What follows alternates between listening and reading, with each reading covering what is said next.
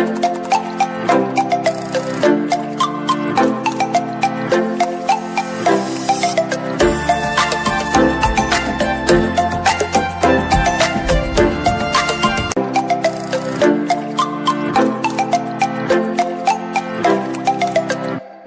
વિદ્યાર્થી મિત્રો, આજે આપણે એક ગ્રામરનો સરસ મજાનો ટોપિક છે એક્ટિવ પેસિવ વોઇસ, જેને ગુજરાતીમાં કર્તરી અને કર્મણી વાક્ય તરીકે ઓળખવામાં આવે છે.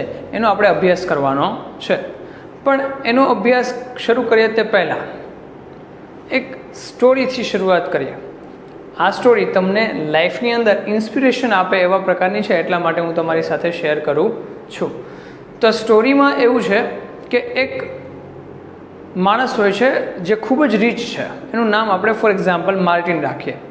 તો કે માર્ટિન નામનો માણસ હોય છે તે ખૂબ જ રીચ હોય છે, પણ સાથોસાથ તે થોડોક ઓવર એમ્બિશિયસ એટલે કે ખૂબ જ વધુ ઈચ્છા ધરાવતો હોય છે. આ વ્યક્તિ હંમેશા માટે કંઈક ને કંઈક કામ કરે છે, પણ તકલીફ ત્યાં થાય છે કે આ કામમાં એને એટલી બધી સફળતા મળતી નથી. ધીરે ધીરે એની જે ઈચ્છા છે, એની જે ટૂંકમાં વધુ રીચ બનવાની ઈચ્છા છે, આ વસ્તુના કારણે એનું જે રૂટીન કામ છે દિવસે ને દિવસે બગડતું જાય છે, અને રોજિંદુ જે કામ છે એમાં તે કંઈક ને કંઈક ભૂલ કરવા માંડે છે.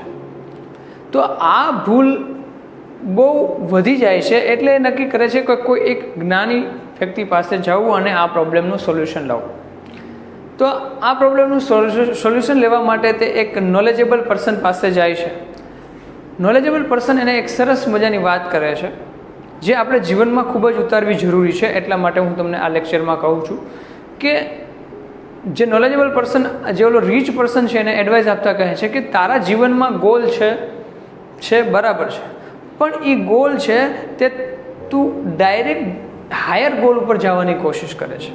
કે લાઈફની અંદર જો સફળતા મેળવવી હોય તો ડાયરેક્ટ લાસ્ટ ગોલ તરફ તમે જશો તો સફળતા મળવાના ચાન્સીસ બહુ ઓછા થઈ જાય છે. એટલે કે એની માટે તમારે લાઈફની અંદર સ્ટેપ ડિસાઇડ કરવા જોઈએ કે આજે તમે મિડલ ક્લાસ છો, આવતીકાલે તમે રિચેસ્ટ થઈ જવાના નથી. એટલે કે લાઈફની અંદર જ્યારે પણ તમે કંઈ પણ વસ્તુ ડિસાઇડ કરો તો એને સ્ટેપ બાય સ્ટેપ ફોલો કરવું ખૂબ જ જરૂરી છે. એક સિમ્પલ એક્ઝામ્પલ આપું કે ઘરમાં તમે કોઈ એક જગ્યાએથી બીજી જગ્યાએ, કે તમે તમારા રૂમના દરવાજે ઊભા છો, તમે તમારા ફળિયાના કોઈ પણ એક સ્પેસિફિક સ્થાન પાસે જવું છે, તો તમે જો ડાયરેક્ટ એ વસ્તુને જોતા જશો તો પોસિબલ છે તમે પગથિયું મિસ કરશો, પડી જશો. તો લાઈફની અંદર જ્યારે પણ ગોલ ડિસાઇડ કરો, ઊંચો ગોલ રાખવો, પણ એને હંમેશા માટે સ્ટેપ બાય સ્ટેપ ફોલો કરવું જોઈએ. તો આ હું તમને એટલા માટે કહું છું કે ઘણીવાર કેટલાક સબ્જેક્ટની અંદર કેટલાક વિદ્યાર્થીઓ આવી ભૂલ કરતા હોય છે કે ડાયરેક્ટલી જ્યારે એ ભણે અથવા તો રીડ કરે એટલે ડાયરેક્ટલી ફાઇનલ ગોલ વિચારતા હશે, એક્ઝામમાં હું આમ લખીશ, એક્ઝામમાં આ મને આવડી જશે, મને આ માર્ક્સ આવશે.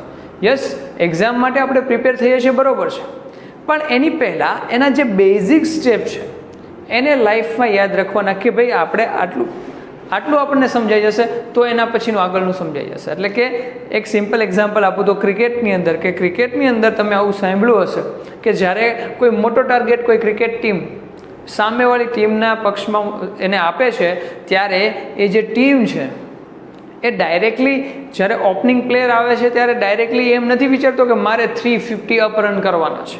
એ પહેલાં વિચારે છે કે મારે 50 રન સુધી પહોંચવું છે. ત્યારબાદ બીજો ટાર્ગેટ સેટ કરે છે કે મારે, કારણ કે જો તમે ડાયરેક્ટલી મોટો ટાર્ગેટ લેશો તો એ ટાર્ગેટને પહોંચી વળવામાં ખૂબ જ તકલીફ થશે, અથવા તો તમને એમ થશે કે આ શક્ય જ નથી, એમ કરીને તમે છોડી દેશો. એટલે જ્યારે પણ કોઈ પણ વિષયનું જ્ઞાન લ્યો ત્યારે ડાયરેક્ટલી બધું જ્ઞાન ડાયરેક્ટ તમને આવડી જવાનું નથી. પહેલાં સ્ટેપ કે ભાઈ મેથ્સ છે તો કોઈ પણ એક સમ, ગ્રામર છે તો કોઈ પણ એક રૂલ, પછી સાયન્સ છે તો એનો કોઈ પણ એક ટોપિક. આ બધું જો આવી રીતે સ્ટેપ બાય સ્ટેપ શીખશો તો તમને કોઈ પણ પ્રકારનો પ્રોબ્લેમ થશે નહીં. આ એક લાઈફમાં કામ લાગે એવી સ્ટોરી હતી, એટલા માટે. હવે જોઈએ આપણે એક્ટિવ પેસિવ વોઇસ, જેને ગુજરાતીમાં કર્તરી કર્મણી તરીકે ઓળખવામાં આવે છે. જો ગુજરાતીમાં આપણે સમજીએ તો કર્તરી અને કર્મણી એનાથી ડાયરેક્ટલી જે નામ છે એના ઉપરથી જ આપણને ખબર પડી જાય છે કે આ શું છે, કે ભાઈ કર્તરી અને કર્મણી. કર્તરી કોને કહીશું કે જેમાં કર્તાનું મહત્વ હોય, કર્મણી એટલે જેમાં કર્મનું મહત્વ વધુ આપવામાં આવેલું હોય. એટલે એક્ટિવ વોઇસ કે when there is a dominance of કર્તરી એટલે કર્તા, એટલે જેને આપણે ઇંગ્લિશમાં શું કહીએ છીએ સબ્જેક્ટ, અને કર્મણી એટલે કે કર્મ, જેને ઇંગ્લિશમાં આપણે શું કહીએ છીએ ઓબ્જેક્ટ. કે when there is a dominance of subject, કે જ્યારે કર્તા છે એ નું ઇમ્પોર્ટન્સ વધુ હોય, ડોમિનન્સ વધુ હોય, ત્યારે એને કર્તરી વાક્ય રચના કહેવામાં આવે છે. અને જ્યારે કર્મનું ડોમિનન્સ વધુ હોય એને કર્મણી વાક્ય કહેવામાં આવે છે.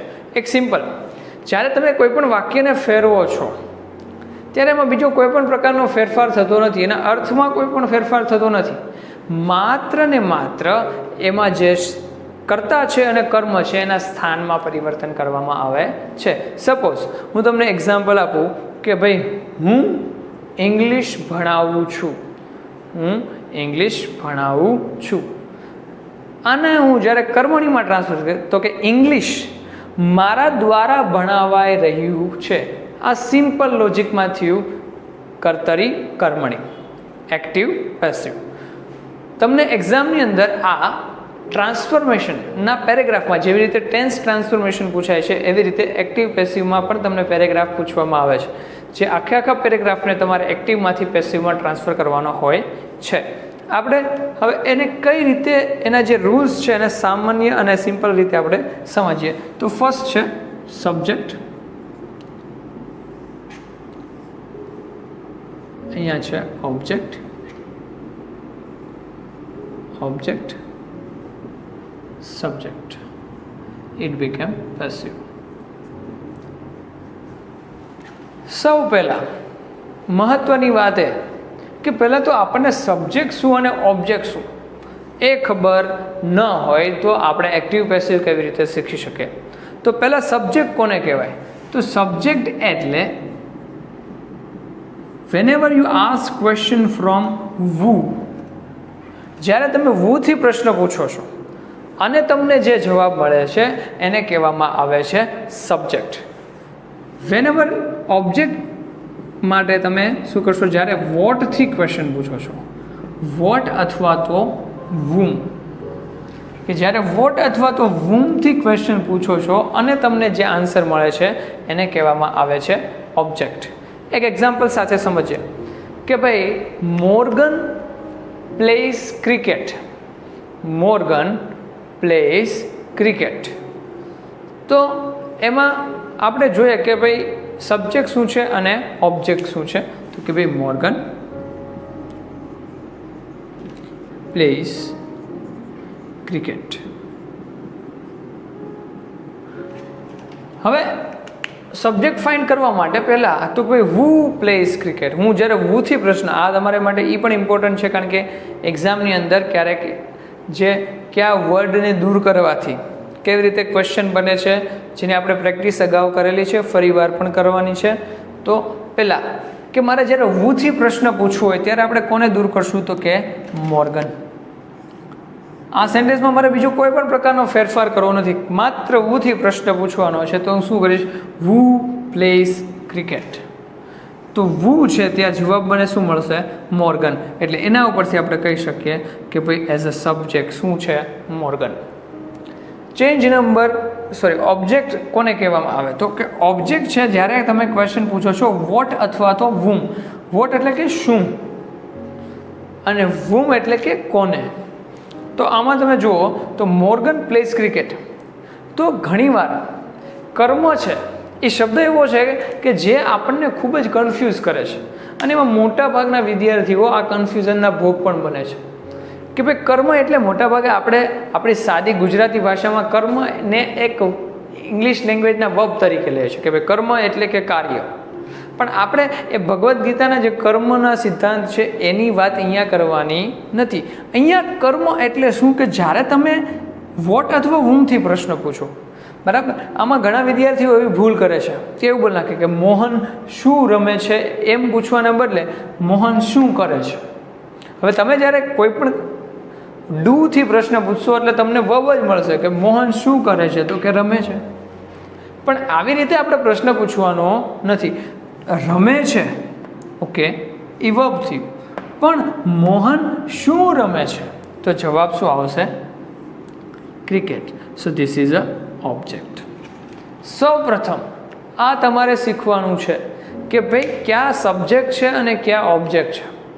ઘણીવાર વિદ્યાર્થી દ્વારા એવી પણ મિસ્ટેક કરવામાં આવે છે કે એક્ઝામ્પલ સાથે સમજાવું.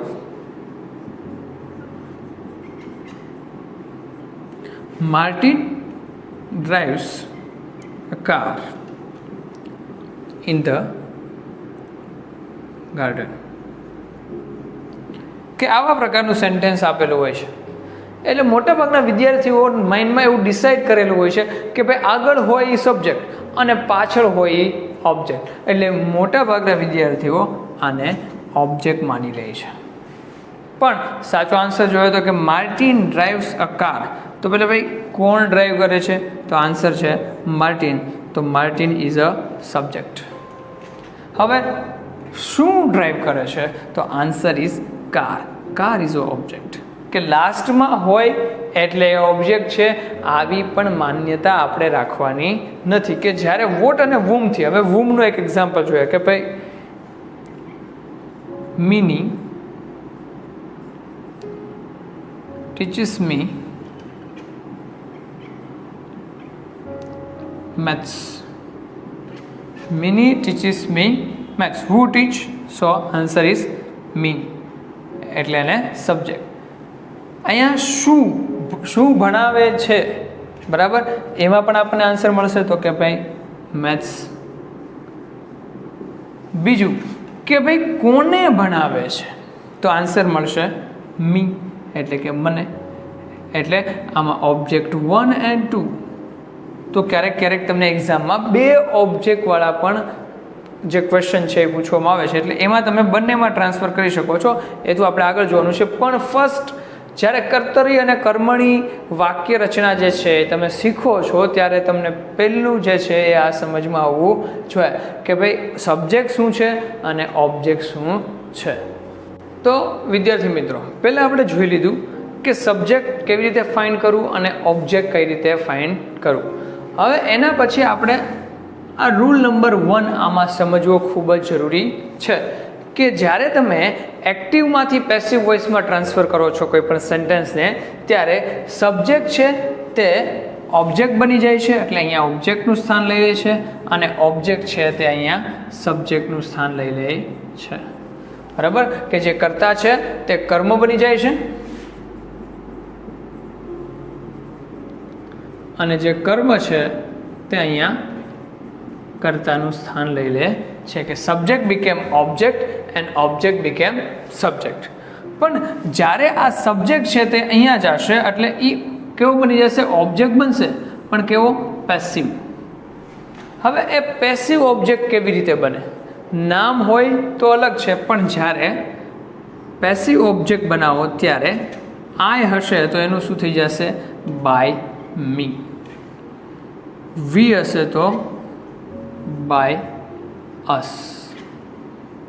યુ હશે તો બાય યુ.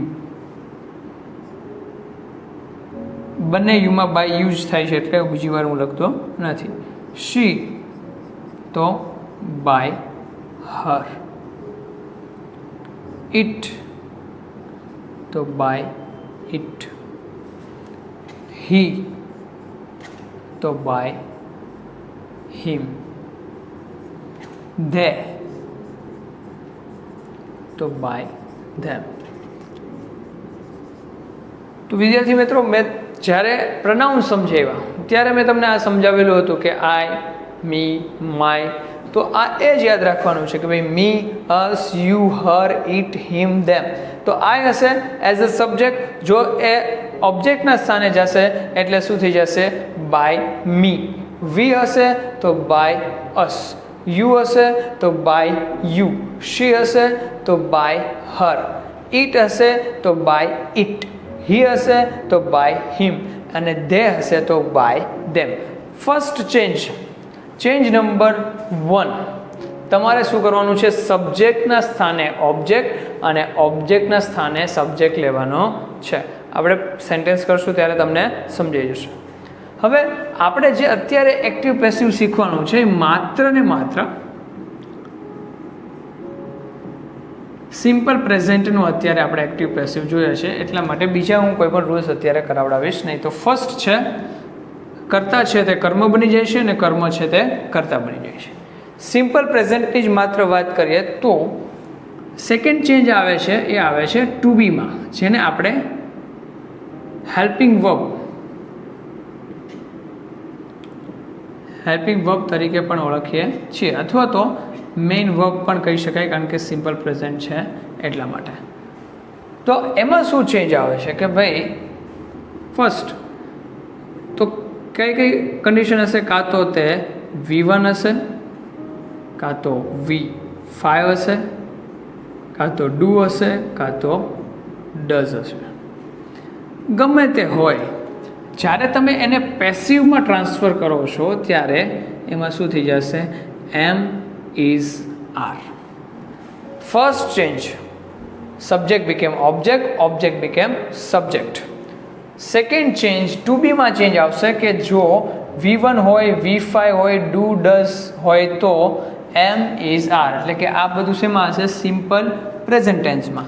તો તમે જ્યારે એને પેસિવમાં ટ્રાન્સફર કરશો એટલે શું કરશો, am is are, જે પણ એપ્લાય થતું હોય કે કર્તા કોણ છે એના ઉપર આધારિત છે. આ ચેન્જ નંબર 2. ચેન્જ નંબર 3, જે બધા જ ટેન્સમાં કોમન છે કે સિમ્પલ પ્રેઝન્ટ હોય, કન્ટિન્યુઅસ પ્રેઝન્ટ હોય, કોઈ પણ ટેન્સ હોય એમાં કોમન છે કે એની વર્બ ટ્રાન્સફર ઇન્ટુ V3. કોઈ પણ ક્રિયાપદ છે એને તમારે V3માં ટ્રાન્સફર કરવાનું છે. V3 એટલે કે ભૂતકૃદંતનું રૂપ, જેને આપણે શું કહીએ છીએ, પાસ્ટ પાર્ટિસિપલ.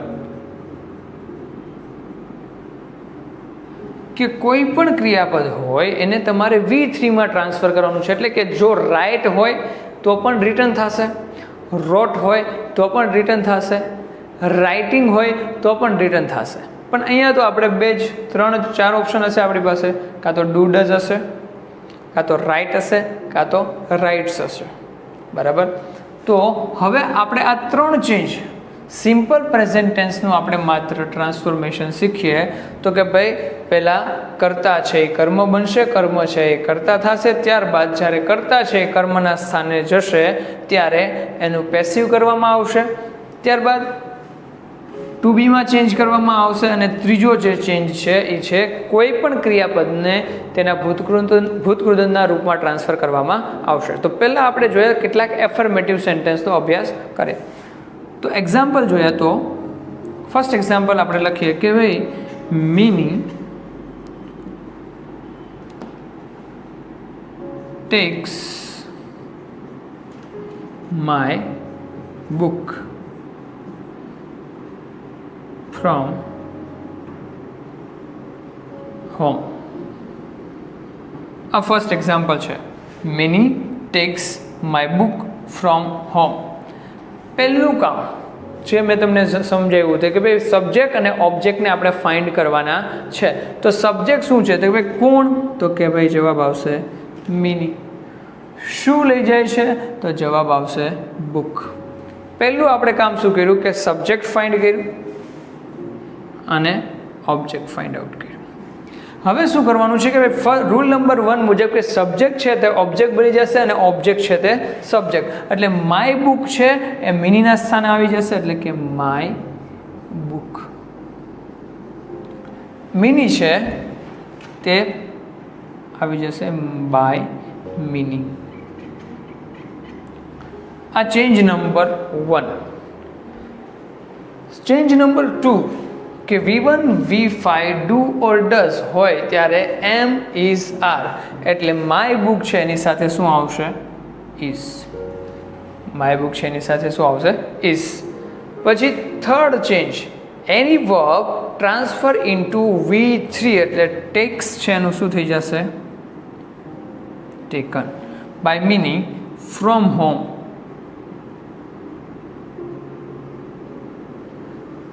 આમાં તમે એમ પણ લખી શકો કે ભાઈ my books is taken from home by Mini. કે ઘણીવાર એવું પણ હોય કે ભાઈ જે ઓબ્જેક્ટ છે મીન્સ કે જે સબ્જેક્ટ છે પેસિવ કરેલો તે પાછળ લખે છે તો પણ તમારી ભૂલ થતી નથી, એમાં કોઈ પણ માર્ક્સ કટ થવાના ચાન્સ નથી. એટલે આને તમે એમ પણ લખી શકો my book is taken from home by Mini. એટલે કે જે વધારાના શબ્દો છે એને તમે એક સ્ટેપ આગળ રાખો કે પાછળ રાખો એમાંથી બહુ લાંબો ડિફરન્ટ થતો નથી. બીજું એક્ઝામ્પલ આપણે જોયા કે they bring a car from temple. Simple. They bring a car from temple. હવે ધે છે તે પાછળ જશે એટલે એ પેસિવ થઈ જશે એટલે કે બાય ધેમ. પહેલાં જેમ આપણે સબ્જેક્ટ ઓબ્જેક્ટ ફાઇન્ડ આઉટ કરીએ કે સબ્જેક્ટ એન્ડ ઓબ્જેક્ટ. કાર છે એ ઓબ્જેક્ટ છે તે આગળ આવી જશે એટલે કે અ કાર. હવે શું આવશે તો કે ભાઈ એમ ઇઝ અથવા તો આર. તો કાર છે સિંગ્યુલર છે એટલે શું આવશે is. A car is. Bring છે એનું V3 તો કે brought. A car is brought from temple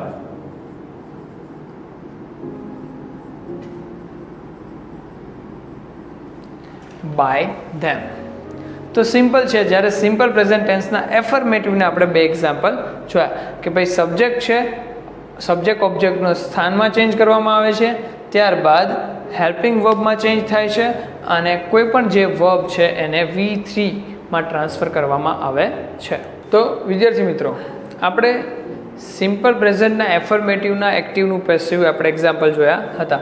હવે આપણે નેગેટિવના કેટલાક એક્ઝામ્પલ જોઈશું. નેગેટિવ એક્ટિવ વોઇસ એટલે શું કે એક્ટિવ વોઇસ એટલે કે આપણે જે સ્ટ્રક્ચર શીખ્યા છીએ ટેન્સના એટલે એક્ટિવ વોઇસ. તો સિમ્પલ પ્રેઝન્ટ ટેન્સ છે એના નેગેટિવનું સ્ટ્રક્ચર તમને આવડે છે કે subject plus does plus not plus V1 plus object plus other word. તો એક્ઝામ્પલ જોઈએ. Richa does not make a dish. Richa does not make a dish. તો ફરીવાર આપણે જોઈએ તો કે સૌથી પહેલું એક્ટિવ પેસિવ વોઇસમાં શું કરવાનું સબ્જેક્ટ અને ઓબ્જેક્ટને ફાઇન્ડ કરવાનું. તો કે ભાઈ રીચા કોણ તો કે રીચા. શું બનાવે છે તો કે ભાઈ અ ડિશ. એટલે સબ્જેક્ટ એન્ડ ઓબ્જેક્ટ. તો સબ્જેક્ટનું સ્થાન ઓબ્જેક્ટ લઈ લેશે એટલે આગળ શું આવશે પહેલાં તો અ ડિશ. આપણે જોઈ ગયા કે ડુ ડઝ હોય V1 હોય કે V5 હોય સિમ્પલ પ્રેઝન્ટ ટેન્સની આપણે વાત કરીએ તો ત્યારે શું આવશે કે એમ ઇઝ આર એટલે કે અ ડિશ છે એની સાથે શું આવશે is. A dish is. Negative છે એટલે એને નેગેટિવ. ઘણા વિદ્યાર્થીઓ આમાં બહુ ભૂલ કરતા હોય છે કે નેગેટિવ હોય એટલે અહીંયા એફર્મેટિવ કરી નાખે, નોટ ભૂલી જાય છે. પણ આપણે જે નેગેટિવ છે તો નેગેટિવ, એફર્મેટિવ છે તો એફર્મેટિવ, ઇન્ટ્રોગેટિવ છે તો ઇન્ટ્રોગેટિવ, એમાં આપણે કોઈ પણ પ્રકારનો ફેરફાર કરવાનો છે નહીં. એટલે કે અ ડિશ ઇઝ નોટ. પછી છે વર્બ. એટલે આપણે જોઈ ગયા કે ભાઈ એની વર્બ ટ્રાન્સફર ઇન્ટુ V3 એ કોઈ પણ ક્રિયાપદ છે અને V3 એટલે કે ભૂત વૃદંતમાં ટ્રાન્સફર કરવામાં આવે છે. તો મેક છે એનું શું થઈ જશે મેડ. તો a dish is not made by Richa. Very easy કે a dish is not made by Richa. આગળ જોઈએ. Sunita and Martin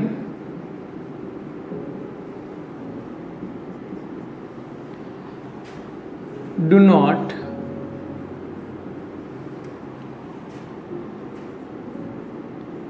cheat her. આવું ખાસ યાદ રાખવાનું કે ક્યારેક ક્યારેક એવું પણ બને કે જ્યારે ઓબ્જેક્ટ છે તે કોઈ પણ પ્રકારનું નાઉન ન હોય પણ પ્રનાઉન હોય, તો પ્રનાઉન ત્યાં હોય ત્યારે આપણે શું કે જેવી રીતે એક્ટિવ વોઇસમાંથી પેસિવ વોઇસમાં ટ્રાન્સફર કરીએ છીએ ત્યારે સબ્જેક્ટને ઓબ્જેક્ટના સ્થાને લઈ જાય ત્યારે એમાં વૂમવાળો યુઝ કરીએ છીએ, તો જ્યારે એ ઓબ્જેક્ટમાંથી સબ્જેક્ટના સ્થાનમાં આવે છે ત્યારે એનું આપણે મેઇન પ્રનાઉન બનાવવાનું હોય છે કે કેવી રીતે કે હર છે એ આગળ આવશે તો ત્યાં શું થઈ જશે શી, કારણ કે હર ઇઝ ક્યારેય યુઝ થતું નથી કે હર છે એને તમે ક્યારેય એઝ અ સબ્જેક્ટ લઈ શકતા નથી, એટલે હર છે એનું એઝ અ સબ્જેક્ટ શું આવશે શી. ત્યારબાદ હેલ્પિંગ વર્બમાં આપણે જોયું કે ભાઈ સાદો વર્તમાન કાળ છે એટલે હેલ્પિંગ વર્બમાં શું આવશે એમ, ઇઝ અથવા તો આર, તો શી પછી શું આવશે ઇઝ, શી ઇઝ. નેગેટિવ છે એટલે આપણે નોટ રાખશું કે શી ઇઝ નોટ. હવે છે ચીટ, તો એનું V3 થશે cheated. She is not cheated by. Noun હોય ત્યારે આપણે જે નાઉન છે એમાં આગળ બાય લગાડીને ડાયરેક્ટલી મૂકી દેવાનું છે કે ભાઈ ખાલી માર્ટિન હોત તો બાય માર્ટિન, સુનિતા હોત તો બાય સુનિતા, પણ હવે બંને છે એટલે બાય સુનિતા એન્ડ માર્ટિન. ત્યારબાદ એક નેગેટિવ સેન્ટેન્સ બીજું જોઈ લે તો કે દે find many books on the table. They find many books on the table. So મોટાભાગે ક્યારેક ક્યારેક વિદ્યાર્થીઓ એવી પણ ભૂલ કરતા હોય છે કે ખાલી ઓબ્જેક્ટ તો કે ભાઈ શું તો કે બુક્સ નહીં, પણ એની સાથે જે પણ એડજેક્ટિવ છે ભલે જથ્થો દર્શાવતું કે ગમે તે, તો કે ભાઈ બુક્સ ખાલી લેવાનું નથી, મેની બુક્સ એટલે પહેલાં ઓબ્જેક્ટને આગળ લેશું એટલે શું લખશું તો કે ભાઈ મેની બુક્સ. હવે એમ ઇઝ આર એટલે મેની બુક્સ છે એટલે ઇઝ આવશે નહીં, પણ શું આવશે અહીંયા આપણે નેગેટિવ ટ્રાન્સફર કરીએ છીએ એટલે ડુ નોટ ફાઇન્ડ એવી રીતે આપણે એડ કરી દઈએ.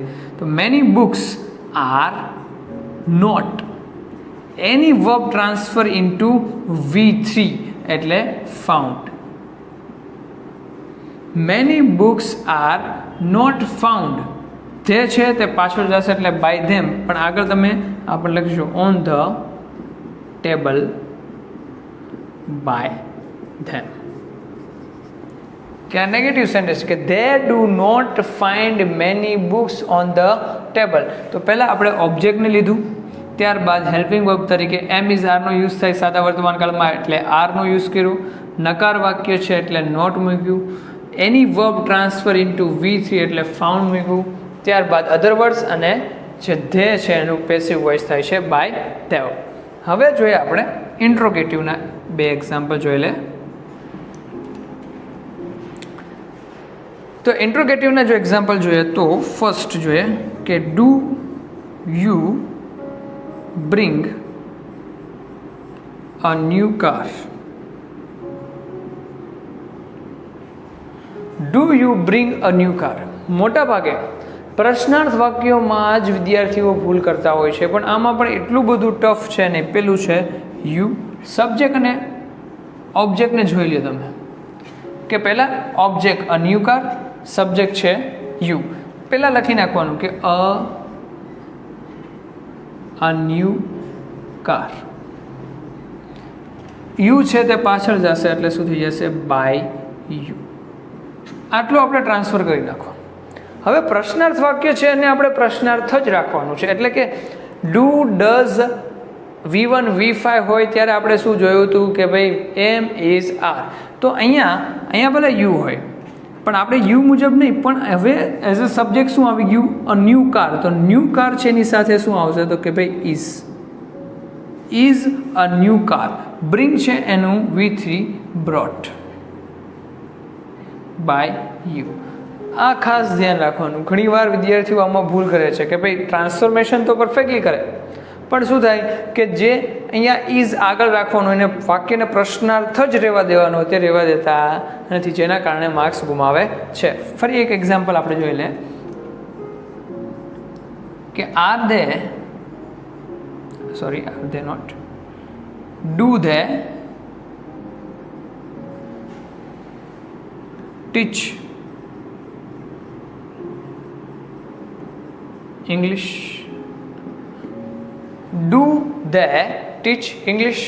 સો પહેલાં તો આપણે ઓબ્જેક્ટને આગળ લેશું એટલે લખશું ઇંગ્લિશ. જે સબ્જેક્ટ છે તે પાછળ જશે એટલે શું થઈ જશે? By them. હવે ડુ છે એટલે કે એમ ઇઝ આર, ઇંગ્લિશ છે એની સાથે શું આવશે કે ઇઝ ઇંગ્લિશ. ટીચનું શું થઈ જશે? ડોટ. Very easy. તો સિમ્પલ પ્રેઝન્ટ ટેન્સનો એક્ટિવમાંથી પેસિવ આપણે કેમ કરવાનું છે તે આપણે જોશું.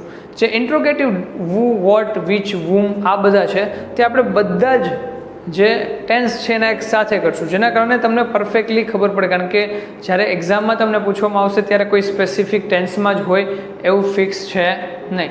એટલે જે WH છે તે બધા સાથે કરશું, પણ એની પહેલાં આ સ્ટ્રક્ચરને સમજવા ખૂબ જ જરૂરી છે. તો ફરીવાર આપણે રિવાઇઝ કરી લઈએ કે કર્તરી અને કર્મણી, કે જ્યારે કર્તાનું ડોમિનન્સ હોય, કર્તા પાવરફુલ હોય અને આપણે સિમ્પલ ભાષામાં કહીએ તો કર્તા આગળ હોય, એને કહેવામાં આવે છે કર્તરી વાક્ય. જ્યારે કર્મનું ડોમિનન્સ હોય એને કહેવાય છે કર્મણી. કર્તરી એટલે કે જ્યારે હુંથી પ્રશ્ન પૂછવામાં આવે કે જેના દ્વારા તમે જેની વાત કરો છો કે ભાઈ કોણ ભણાવે છે, તો એને કહેવામાં આવે છે સબ્જેક્ટ. જ્યારે વોટ અને વુમથી પ્રશ્ન પૂછો છો કે કોને અને શું, ત્યારે તમને મળે છે ઓબ્જેક્ટ. હવે તમારે ચેન્જ ક્યાં ક્યાં કરવાના છે? પહેલો ચેન્જ કરવાનો છે કર્તાના સ્થાને કર્મ અને કર્મના સ્થાને કર્તા. હવે એ બે ચેન્જ કરો ત્યારે કે જ્યારે એ એક્ટિવ વોઇસ હશે કર્તા, ત્યારે પેસિવમાં જશે ત્યારે એનું જે આઈ હશે તો બાય મી, વી હશે તો બાય અસ, એવી રીતે ટ્રાન્સફર કરવાનું થશે. બીજું હેલ્પિંગ વર્બમાં ચેન્જ કરવાનો છે કે સાદો વર્તમાન કાળ હશે જે આપણે અત્યારે જોયો, ત્યારે એમ ઇઝ આર તરીકે હેલ્પિંગ વર્બ છે એ મૂકવામાં આવશે. પણ યાદ રાખો કે એમ ઇઝ આર આવ્યું એટલે તે ચાલુ કાળ છે એવું સમજવાનું નથી. ત્યારબાદ છેલ્લો ચેન્જ કે કોઈ પણ ક્રિયાપદ છે તેને આપણે ભૂત કૃદંતમાં ટ્રાન્સફર કરવાનું છે. આટલું તમારે ખાસ યાદ રાખવાનું છે. હવે હોમવર્કની અંદર હું તમને બધાના 2 સેન્ટેન્સીસ આપું છું. શી drives a new car. They write something.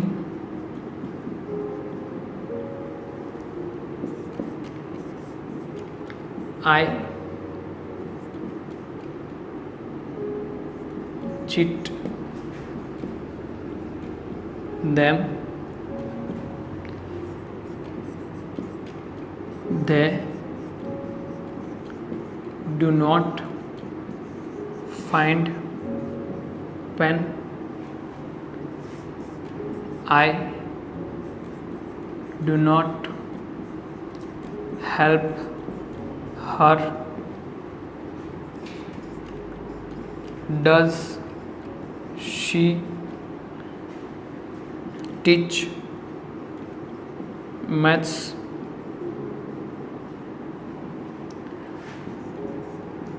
Do they help me?